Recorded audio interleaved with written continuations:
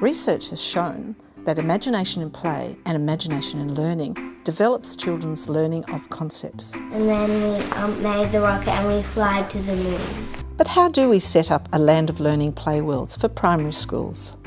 This video is designed to walk you through the steps. The first step is selecting an engaging story.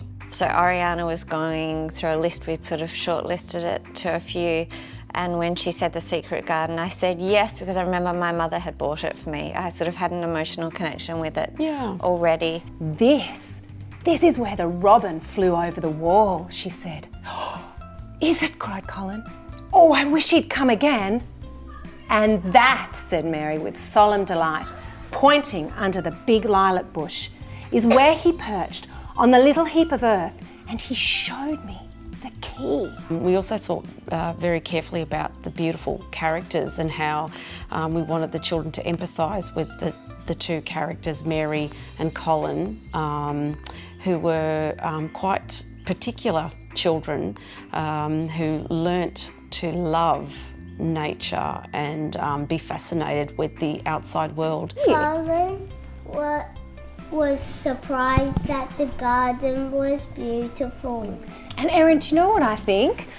When Colin was pushed into the garden, he really loved the surprise, and I can tell because he put his hands over his eyes. I'm going to imagine what it would be like to be Colin. And then when he's really ready,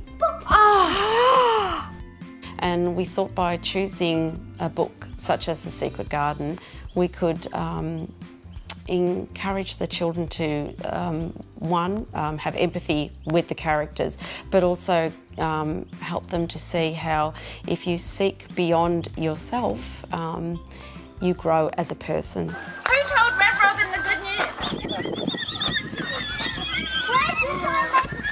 news? These teachers chose the story of The Secret Garden. It was the starting point for their land of learning adventure, which turns their school environment into space travel.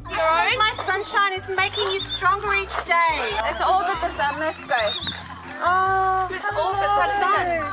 January, February, March. We selected the science concept relating to the story because we were thinking about, again, that whole idea of the magical, the mystical, and the children's fascination with something bigger than the world, you know, the solar system, the moon, and the Earth's place in it. And really, we learnt you can choose any story and any science concept, and if you use imagination to link them, you can create a problem and the link. So this was probably a bit more ambitious than when we first began. The links were more literal, but we discovered you can, if you create an imaginary world, you can make links anywhere. That emotive, you know, that again, when you go back to that emotive aspect, it really marries quite well with encouraging children to have that emotional investment.